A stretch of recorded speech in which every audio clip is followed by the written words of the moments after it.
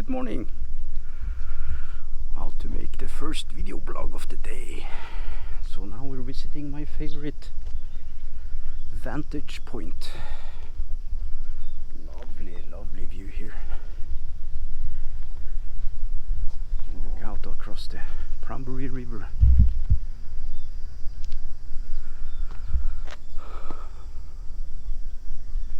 Very beautiful place. And over to the east we see the Prambury, I don't know, Prambury Beach? Not sure. There's a mangrove forest down here. You can see it in the background. Very beautiful. This is some kind of crocodile temple or something.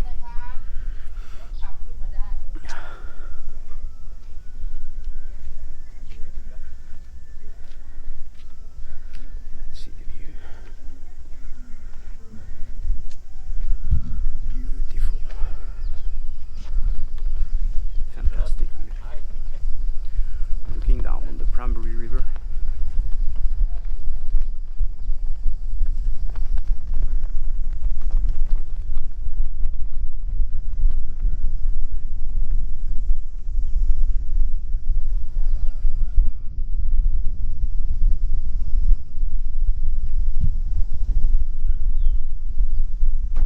Very nice view.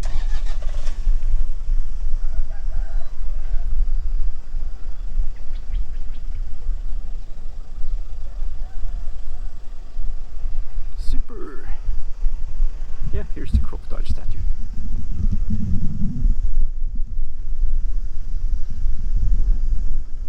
Fantastic. I'm gonna go down to the beach and have some more comments about life in Thailand. Okay, that's it for now, I guess. Okay.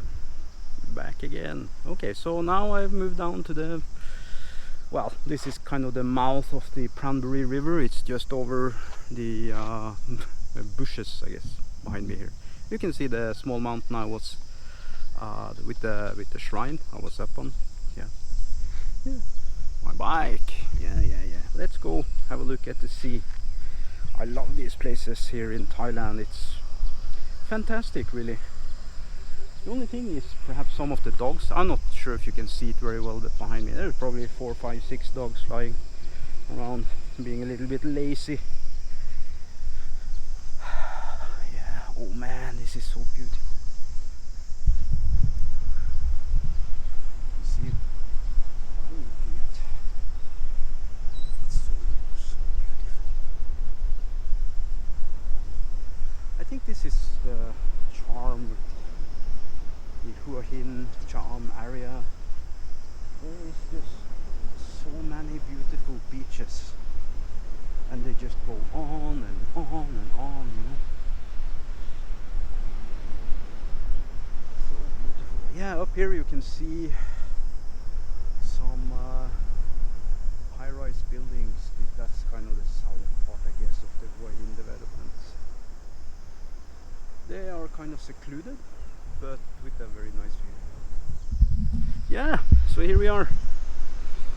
Yeah, enjoying the beach. It's a little bit overcast today. Perhaps there's gonna be a little bit rain, I don't know, but that's kind of welcome after the heat season we've had. It's been really hot. So yeah, you can see all of the dogs behind me up here. So more dogs. Usually they're nice. Just if you show fear, they're not gonna be that nice. They're gonna react to your fear. So just stay calm. They're usually nice. I have not gotten bitten by any dog here yet, so no plan to get bit either. But just be nice to the dogs and they'll be nice back. Usually. If not, run. Yeah, there's some kind of retired Navy boat, I think, over here, the grey one. Man, I'm shaking, my hands are shaking. Yeah. Okay, let's move down further to the next beach. and I can go for a walk and talk about some more interesting topics that people could be interested in. I don't know. That's what we have to figure out. I mean, there's so many people doing video blogs from Thailand, so, and the same topics gets rehashed many times, but I guess some things is okay to get different viewpoints on, and yeah, interesting to share my thoughts too, I guess. Okay, over and out for now. Yeah, moved a little bit further south. Beautiful. Yeah, and more dogs. This like to play around on the beach. Yeah, I'm shaky in the hands today. Not so good. Yeah, it's fantastic, but I think for me the most charming thing here is just the sound of the ocean. I love the sound of the ocean. It's so nice.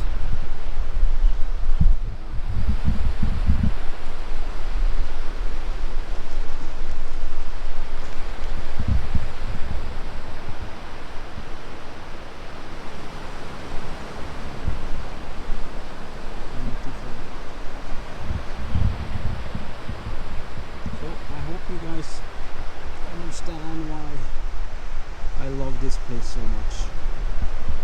I mean, you can just get on a motorbike and go for a ride and find beautiful places like this.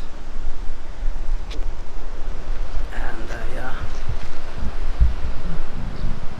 it's lovely. It's fantastic. I mean, if I start comparing it to the life I was leading in Norway, it's so different. In Norway, usually it's the climate where I was living wasn't all that great, so just going out for a walk. Okay, sometimes it could be nice when it was good weather, but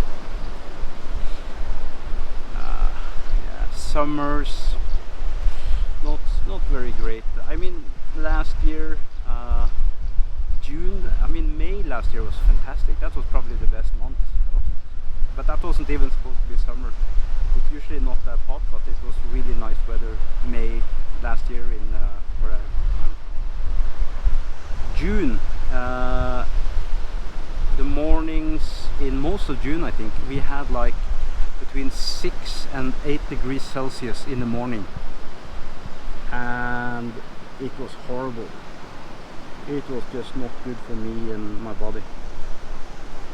So it just kind of reinforced my thoughts about moving here to Thailand. And you know, I keep hearing from people that, oh, it's so far away, it's such a horribly long trip, but I mean, it takes you about 1 day and you're here 1 day. But I mean, in Norway, if you're gonna go someplace in Norway, like if you're gonna go from Trondheim to Oslo, it's gonna take you a day also. But of course I understand it's the 11-12 hour flight. That's the problem. That's probably the issue for most people, and for me also, definitely. So that's why I cannot go back and forth to Norway many times. And yeah, it's too hard on my back, really. I cannot. I mean, I feel like I'm dying sometimes, like the last few hours. I haven't really found anything that helps me much. I cannot sleep on planes, and yeah, even when I had the best seats on the plane in that this was with Norwegian, it wasn't that. I mean, it was, I could lie down better than on the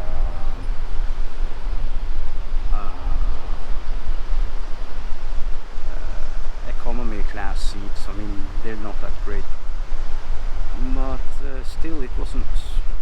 I mean, it's my lower back kind of short circuits at the end of the day. at the end of the plane trip, like the last 2-3 hours is usually horrible. No matter if it's the best seat or if it's just a regular seat, it's simply too much sitting, I think. So, yeah, but still, I mean, it's such a nice place to go on vacation, or if you are able to and you're a pensioner, to come here and live, perhaps just for a few months every year, like in the worst, coldest periods back home. It's absolutely recommended.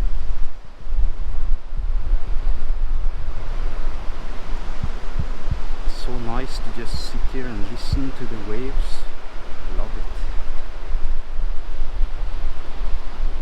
Fantastic. Yeah, so I guess this is kind of an extension of my first vlog. So I don't script what I'm gonna say or anything, so I have a few thoughts about things to speak about. So money to live here, you know, they've become a bit more strict about how much income you need to live here, the Thai authorities. So now you have to be able to show you have an income of 65,000 baht per month, and I think most Norwegian pensioners, not the people with the minste pension, the lowest pension, I don't think they can afford this, unfortunately, because it's cheaper to live here in so many ways. It depends on how you want to live, what kind of house, apartment you want to have, and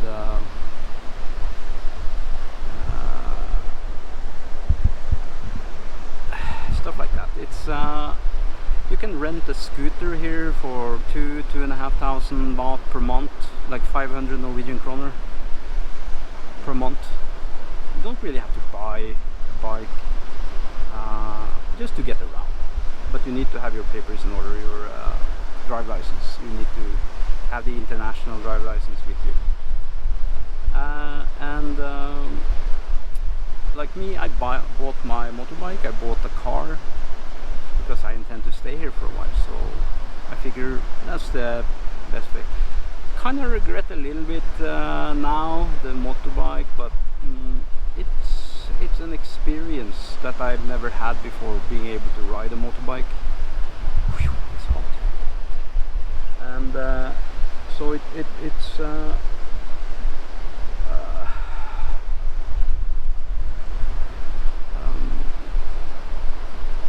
I mean, it's worth the experience. It's absolutely worth the experience. But for city use, it's a little bit too long. It's one of the longest motorbikes from Honda, at least.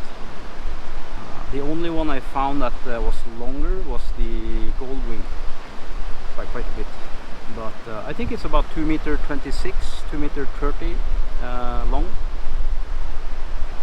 So that means it's a little bit more challenging to park than a scooter. So I'm thinking about getting a scooter also, but I mean,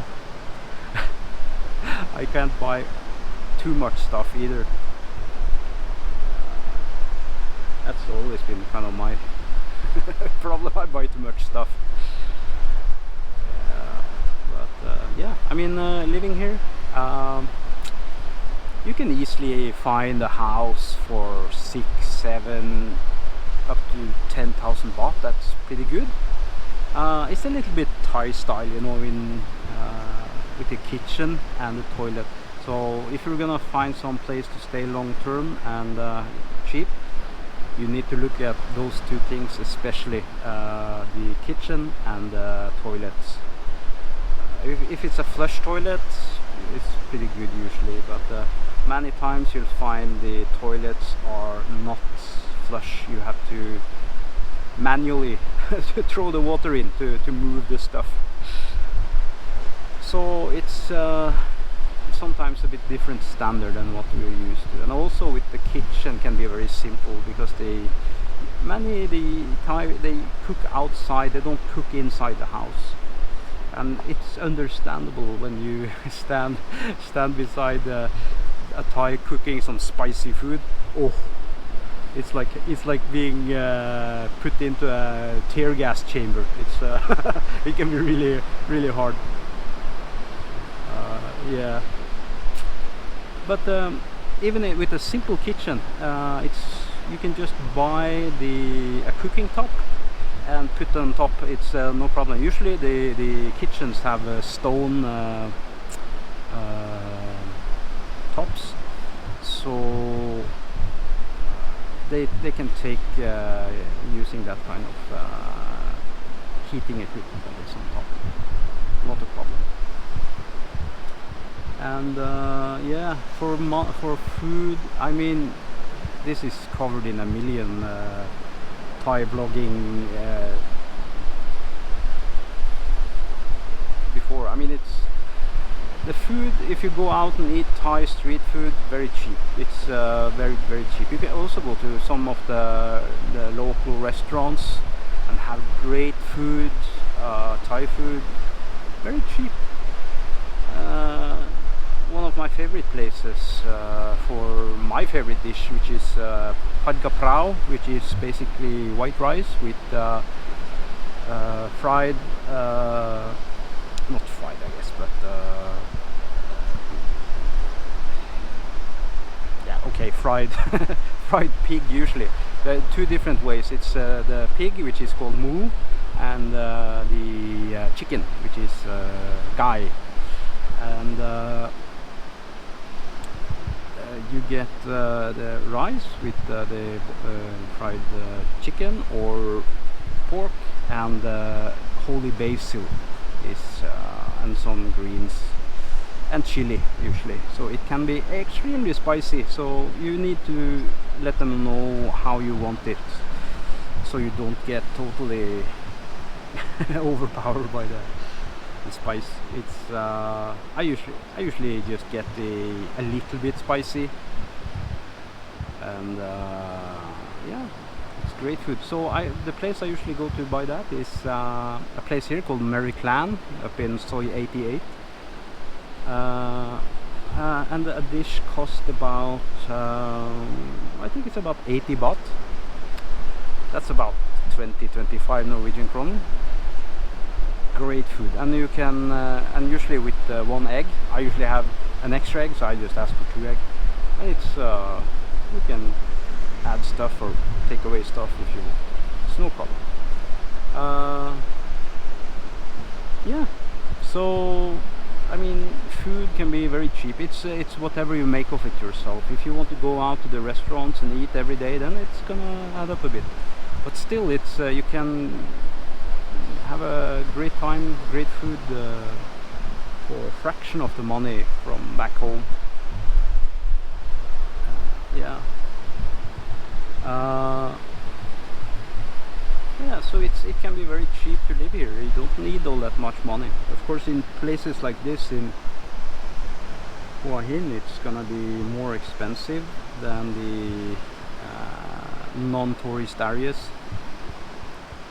I think Hua Hin, Pattaya, Phuket and Bangkok is the most expensive places. Chiang Mai is relatively cheap from what I understand. The other towns are probably cheaper again. So. Yeah, I recommend coming here, living here, trying it. But yeah, that's important. Try it first. Don't don't sell everything and move here just because you think it's great. You need to spend a few months here and see how you like it, if you can handle the climate and the culture also. The culture here is very different from back home. Some things people don't understand coming from the West, from Europe, is some peculiarities with the culture here. I mean, many have probably heard horror stories about how guys come here and they fall in love with a woman, and they end up giving away everything they own pretty much, and end up poor and heartbroken, and the wife or girlfriend runs away with everything.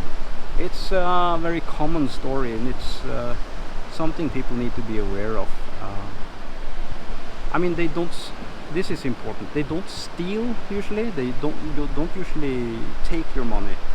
But what they do is they ask for money. So yeah, and you give them because you want to take care of them and you want to be nice. So you give them this and you give them that, and after a while it kind of adds up. And some guys, they buy a house thinking they have something good going, and they put everything in the wife or girlfriend's name, and one day it's game over. And here a foreigner cannot own property or own the land here, so many times the wife or girlfriend just keeps the house and the guy has nothing, basically nothing but a broken heart. So this is something to be careful about.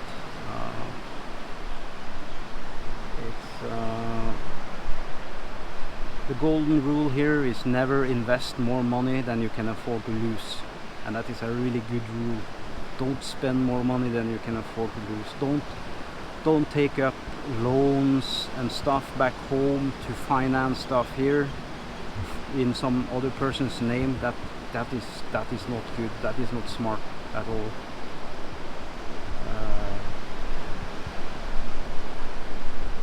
So yeah, you have to be a little bit smart about it. It's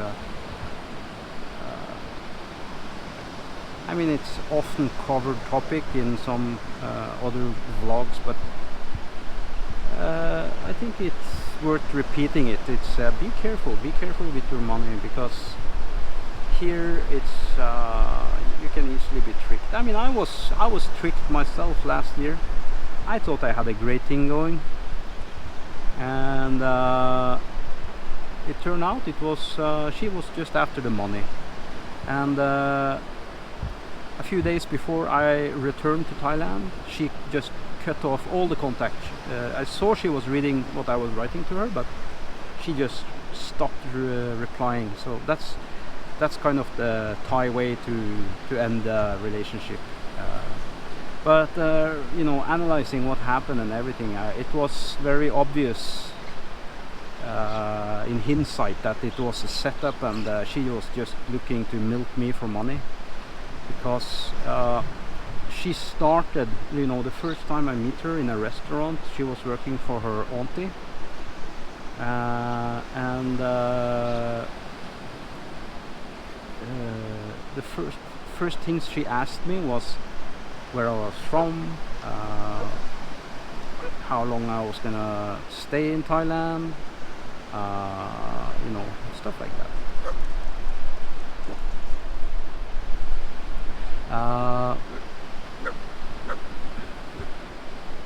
Yeah, the dogs are agitated or something. I'm not sure what it is. Yeah, what I was saying, she asked me some questions that I was watching a video blog by Harald Balder, very good Norwegian video blogger, by the way. I recommend his posts, his blogs, I mean. And he covered that exact topic, like the scam artists, like their setup with questions to get to know the potential of the scam. And yeah, so in hindsight, looking at what she said and did and everything, it was just her tricking me to give her money. I mean, she didn't steal anything. I mean, I cannot blame her for that, but of course it was deception. So it was you know, you feel like someone stabbed you in the back. It's not a good feeling, and I believed in it, so I felt a bit heartbroken afterwards, but I got over it pretty quickly because I started understanding that's what it was. So I mean, you live and learn. That's how it works. Just and I didn't invest that much money. I gave her some money, but overall, not a big loss for me. It wasn't a big thing that way, but it was a lesson that you shouldn't give money to someone least when you're not in Thailand. If you're here in Thailand and you're living with a lady and things are looking good and you kind of control the situation, then it's okay. Because I mean, my girlfriend now, she don't earn much money. She works at a 5-star hotel as a waitress at a restaurant there, and she earned like 9,000 baht per month, and she works 5 days a week and 11 hours per day.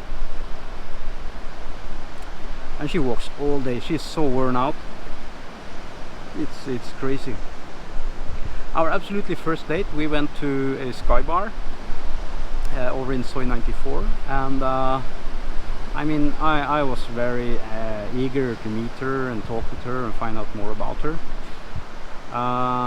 And we agreed to meet at this sky bar at 11 o'clock in the evening, like in the night.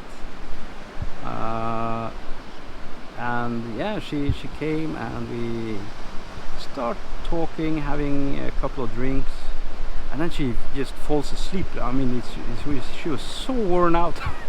she struggled so bad to keep her eyes open. She was wasted. She was just, yeah, she was struggling. It was a nice time anyway, but I figured it was a mistake to drag her out like that.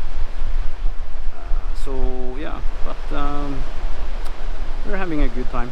But what I was talking about, the wage, people don't make much money here. The ladies, if they work in restaurants and you know, the usual jobs here, shops, they make like 9, 10, 11, perhaps 12,000. If they earn 12,000, that's a great pay here. So they don't make much money, and I feel it's a bit awkward. Like, I have my pension like 90,000 baht every month, and they earn like 1/10 of what I get in pension. So it's kind of peculiar, but I feel it's okay to give some money so they can have a easier day, so they don't have to work their ass off, so you can spend more time with the girlfriend, and she can, I mean, this is also a problem. She has a daughter, my girlfriend has a daughter, and I would like for her to spend more time with her daughter, because it's very hard for her to do that right now. She doesn't really get to see the daughter when she comes home from work, because it's late and the daughter already go to bed. So usually she see her in the morning and she helps her get to school, and yeah. So it's a different family life here also. So I think providing a little bit of money for the girlfriend, the wife, to have an easier life, to not work so much, is good. But you'll find that many Thai ladies, they don't want to just sit around and you know, just go around the house. They don't like to do it. They want to have something more fulfilling, I guess, to do. They want to have some kind of work, and that's how we're probably gonna try to do also. It's see if we can find some kind of work job with perhaps 6 hours a day, so she can see her daughter off to school, and she can go to work and come back and then go pick up her daughter after school, so she doesn't miss out kind of in that way. I think it's probably gonna be more harmonious family life that way. I mean, some guys have very strong opinions about giving money to the girlfriend or wife, and I mean, sure, you choose, everyone choose how they want to do things and what they want to do with their money and their life. It's fine, perfectly fine, but don't tell anyone else how to spend their money and how to do things, because we have different opinions on this, and I rather prefer to have a more harmonious family where money is not that big of an issue.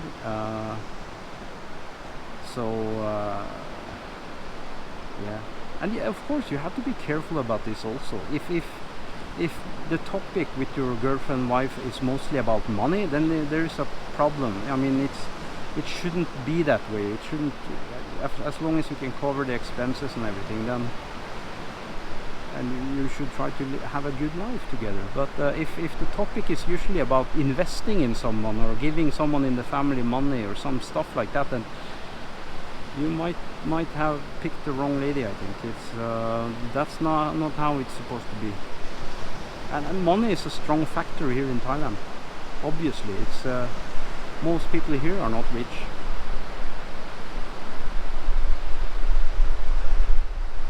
So yeah, be careful with your money here, and I shouldn't say be careful with your heart, but it's like be careful about who you hand out your heart to. I mean, be careful. That's my best advice, I guess. Well, some of the obvious things you should try not to get into a romantic relationship with the bar ladies, the prostitutes. I mean, some of them are good people, of course, but usually you'll end up with this situation where money is the primary issue. And once you don't have more money, then they're gone, because they know they can get someone else to provide for them. Then yeah, don't go with that type of ladies. My recommendation, probably if you know someone who has a Thai girlfriend, you know, you can ask if they have some single friends and stuff like that. Just take your time. Don't just go with the first person like you. Yeah, be careful. There's so many nice people here in Thailand. And lots of the ladies, they like the foreigners. They like the Farang, the white man. They like white skin. It's funny here. It's really funny. I mean, this is not meant like a racist thing. It's just Thai people love white skin. They want to have white skin. It's kind of a social status thing here. If the whiter skin you have, the more classy you are, it's so that's why you go to like the grocery stores and you find these skin creams. Everyone is like whitening, like making your skin look more white. It's crazy actually. Some of the stuff they do here, they're not like back home. It's like back home you think about the political correctness thing, like you shouldn't offend anyone, and here it's they had this TV commercial here about what's it called, the soap liquid you use to wash your clothes, and they took a Negro and put him in the washing machine and he came out white. It was like what? crazy. I think it's on YouTube actually, so you can probably find it. It's tasteless, I guess, but it's humor also, so it's kind of a double-edged sword. Yeah, I'm not gonna have a big opinion about that one. Tasteless, I guess, is the right one. But they have a different humor here. They don't look at things the way we do. They actually look down on people. Thai people look down on other Thai people who have darker skin because they're like low class. Like the whiter you are, the more high class you are. Like high so they call it. High so, low so. And I mean, it's a cultural thing. I mean, having an opinion about it is it's their way of doing stuff, so you can just shrug and whatever.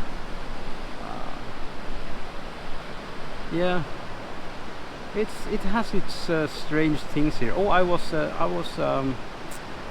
talking. This is another topic here in Thailand that I think is a little bit important to understand for us coming from Western Europe, because here in Thailand they don't really have the concept of shame.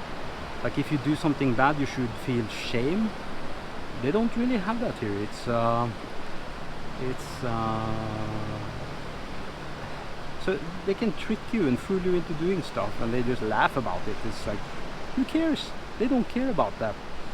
So the ladies who trick you out of all your money, they don't feel shame about that. It's not the same way as in Norway and in Europe in general. You know, we're supposed to feel bad about stuff like that. Here they just som nam na. that's the one you're gonna hear. Som nam na.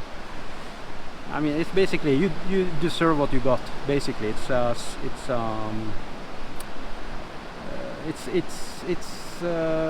you shouldn't say it to Thai people. Really, you should be very careful about using that phrase, because it's like a bad word, bad sentence kind of. Yeah. So yeah, be careful about that, and don't expect them to feel any shame about what they do. They don't. And it's a cultural thing, as I say. Other things, yeah, the one thing you'll notice also is they lie about stuff, you know, the white lies about this or that, like the explanation for why they're late or whatever. It's so much is like small lies just to cover their tracks, kind of like not making themselves look bad. So that's also something to think about and keep in mind, I guess.